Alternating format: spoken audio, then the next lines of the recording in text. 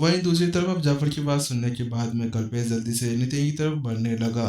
ये देखते हुए कि नितिन अब अपने फॉर्मेशन फ्लैग्स को नीचे फेंकने वाला था, कल्पेश जल्दी चिल्लाते हुए कहता है, क्या आपको पूरा भरोसा है कि आप इन फॉर्मेशन फ्लैग्स को अपनी अपनी जगह पर लगा देंगे? क्योंकि आपको भी पता है एक छोटी सी गलती हमारे ऊपर बहुत बड़ी भारी पड़ जाएगी, क्योंकि यहाँ पर हमारे 20,000 से भी ज्यादा स्टूडेंट्स हैं। तो क्या आप अभी भी ये सब करने के लिए तैयार हैं? कल्पेश ने जल्दी से चिल्लाते हुए नितिन से कहा। लेकिन नितिन ने अब कल्पेश के ऊपर कोई भी ध्यान नहीं दिया, क्योंकि अब वह अपना काम करने लगा था। लेकिन ये देखते हुए कि उसे पूरी तरह से इग्नोर कर दिया गया है, कल्पेश का जो गुस्सा पहले से ही भड़का हुआ था अब उसके अंदर तेल लगा दिया गया था, जिसके कारण अब वह किसी को भी भस्म करने के लिए तैयार थी।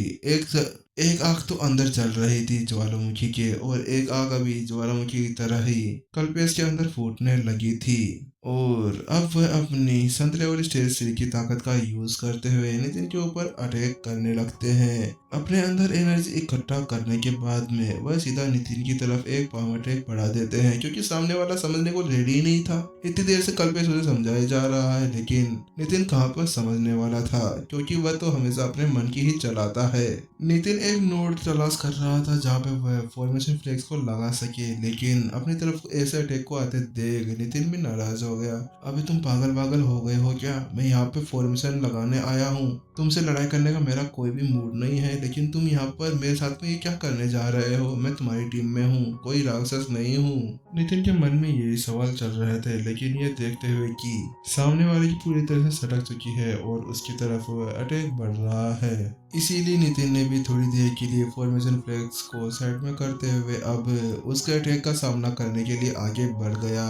उसको भी अब उनकी हरकतों से गुस्सा आ चुका था, क्योंकि अब वो मानने का नाम ही नहीं ले रहे थे। इसीलिए नितिन ने अपनी एनर्जी को इकट्ठा किया और एक फिस्ट अटैक उस पाम अटैक की तरफ बढ़ा दिया, और वहां पर उन दोनों को टकराने से एक बड़ा सा धमाका होता है और आसपास एनर्जी फैल जाती है। लेकिन वहीं दूसरी तरफ कल्पेश के चेहरे का रंग पूरी तरह से उड़ चुका था, उसे समझ नहीं आ रहा था आखिरकार ये नवजात संत लेवल के ऊपर होने के बाद में इतना ज्यादा शक्तिशाली कैसे है। क्योंकि चाहे कल्पेश ने अपनी पावर का 10% हिस्सा ही यूज किया हो, लेकिन फिर भी उसमें इतनी ज्यादा शक्ति तो थी ही कि वह नवजात संत लेवल के लड़ाकू को हरा दे। लेकिन उसे पता चला कि उसके सामने जो नवजात संत लेवल का कल्टीवेटर है वो कोई साधारण कल्टीवेटर नहीं है, उसके पास में असाधारण शक्तियां हैं। वह किसी भी संत लेवल स्टेज के लड़ाकू को आराम से हरा सकता था। अब ये देखते हुए कि उसका अटैक पूरी तरह से फेल हो गया है, फॉर्मेशन मास्टर कल्पेश ने फिर से अपनी एनर्जी को इकट्ठा करना शुरू कर दिया और वह अब फिर से नितिन की तरफ एक पूरी ताकत से भरा हुआ अटैक भेज रहा था। वहीं दूसरी तरफ फिर से उसके अटैक को अपनी ओर आते देख नितिन ने अपना माथा पीट लिया। अरे भाई, आखिरकार मेरी क्या गलती है? मैंने तुम्हारा क्या बिगाड़ा है? केवल हमारे बीच में लड़ाई ही तो हुई थी, हम कौन सा यहाँ पे हाथापाई करने लगे थे? आखिरकार हम सभी मास्टर टीचर्स है, तो हमें ऐसे नहीं लड़ना चाहिए। यहाँ पे मेरे सभी स्टूडेंट्स भी है, वो मेरे बारे में क्या सोचेंगे कि हमारे प्रिंसिपल नितिन तो हमेशा लड़ते ही रहते हैं। और क्या ये पागल पागल हो गया है कि इस बार तो अपनी पूरी शक्ति का यूज करते हुए मेरे ऊपर अटैक कर रहा है। अगर ये अटैक यहाँ पे आके टकराता है तो सील के ऊपर बहुत ही बुरा प्रभाव पड़ेगा और उसके बाद में मुझे और भी ज्यादा मेहनत करनी पड़ेगी। ये देखते हुए कि अब सामने वाले का अटैक और भी ज्यादा ताकतवर था, नितिन ने जल्दी से अपने होंगन मास्टर टीचर अकेडमी के स्टूडेंट से कहा, स्टूडेंट्स जल्दी से अपना अटैक तैयार करो और इन्हें रोको, मुझे फॉर्मेशन बनानी है, मेरे को ये बनाने नहीं दे रहे। 20,000 की 20,000 उन सभी स्टूडेंट्स ने नितिन की बात सुनी और वह अपनी जगह पर खड़े हो गए। हाँ प्रिंसिपल नितिन, अभी आप रुकिए, हम इन्हें संभालते हैं। उसके बाद में उन सभी ने अपनी एनर्जी मिलाई और आसमान के अंदर चला दी। वहाँ पर एक बड़ा सा ड्रैगन बनकर आ गया था, जो अब पूरी ताकत के साथ में कल्पेश की तरफ बढ़ रहा था। ये देखते हुए कि अब उसकी तरफ में बहुत ज्यादा ताकतवर अटैक आ रहा है, जो उसने कल्पेश ने नितिन की तरफ अटैक भेजा था, अब उस अटैक को बंद करके वह सीधे अब उन अटैक की तरफ अपनी एनर्जी भेजने लगा।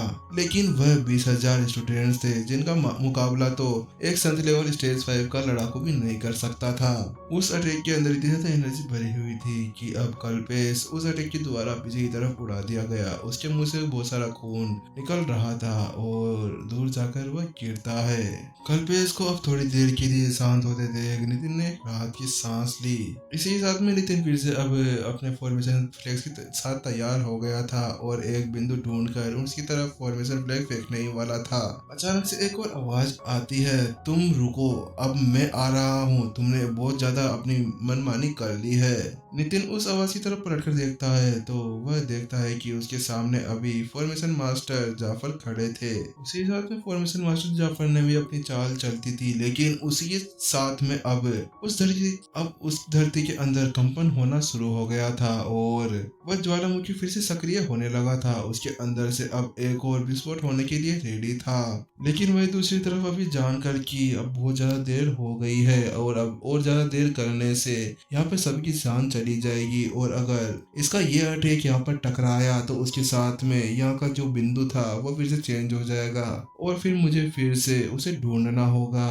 नितिन ने कहा, मास्टर टीचर अकेडमी के सभी मास्टर टीचर सुनो, इसको भी अब थोड़ा ठिकाने लगा दो क्योंकि मेरे पास में अभी समय नहीं है। जी मास्टर। जल्दी से अब नितिन की आदेश सुनते ही अब वह सभी तैयार हो गए और उन्होंने बिना किसी झिझक के जाफर की तरफ भी वह अटैक बढ़ा दिया, लेकिन ये देखते हुए कि वह सभी स्टूडेंट्स अब उसकी तरफ भी अटैक कर रहे थे तो जाफर ने कहा, तुम सभी ये क्या कर रहे हो? ये हमें मरवाने के कगार पर है। अगर मैंने तुम्हारे इस प्रिंसिपल को नहीं रोका तो हम सभी यहाँ पर ही राख बन जाएंगे। लेकिन जाफर की बातों का उनके ऊपर कोई भी असर नहीं हो रहा था और उन्होंने तो अपना अटैक भी लॉन्च कर दिया था, लेकिन ये देखते हुए कि अब उनका अटैक उसकी तरफ बढ़ रहा था तो उसी साथ में अब जाफर ने भी अपना अटैक उनकी तरफ बढ़ा दिया। अब उसी साथ में फॉर्मेशन मास्टर कल्पेश की तरह फॉर्मेशन मास्टर जाफर को भी उनकी तरफ उड़ा दिया गया और वहां पर गिरने के बाद में उनकी हालत तो और भी ज्यादा बुरी हो गई थी और उनकी तरफ और वह पूरी तरह से मिट्टी से सन चुके थे। उस इतने खतरनाक झटके के बाद में अब तो फॉर्मेशन मास्टर जाफर पूरी तरह से पागल ही हो गए थे क्योंकि उन्हें समझ नहीं आ रहा था आखिरकार इन सभी को क्या हो गया है।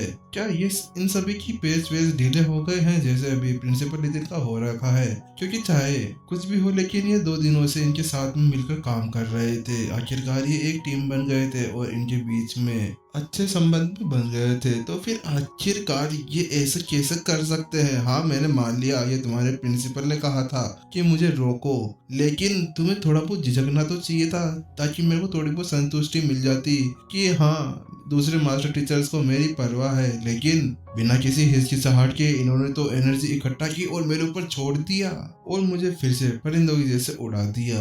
इसे देखने के बाद मुझे ऐसा लग रहा था कि ये कोई आज्ञाकारिता नहीं थी, ये तो ऐसा था जैसे कि वह सभी प्रिंसिपल नितिन के भक्त हों। इसके साथ में फॉर्मेशन मास्टर जफर ने यह भी कहा था कि तुम्हारे प्रिंसिपल ने अगर गलत जगह पर वह फॉर्मेशन फ्लेयर लगा दिया तो उसके बाद में यहाँ पर सभी की जान चली जाएगी। लेकिन इतना सब कुछ कहने के बाद में भी उनके ऊपर तो कोई फर्क ही नहीं पड़ा, यहाँ तक कि उनका अटैक थोड़ा सा भी नहीं डगमगाया। इसका क्या मतलब था? इसका मतलब यह था कि ये सभी स्टूडेंट्स अभी एक 20 वर्षीय नव प्रिंसिपल के ऊपर इतना ज्यादा भरोसा करते थे जिसके साथ में ये अपनी जान को भी जोखिम में डाल सकते थे। भले ही सामने वाला उनका प्रिंसिपल था, लेकिन उन्हें अपनी जान को इतना ज्यादा जोखिम में तो नहीं डालना चाहिए था कि उसके ऊपर पूरा ही विश्वास कर लिया हो और पूरी की पूरी बुद्धि ही त्याग दी हो।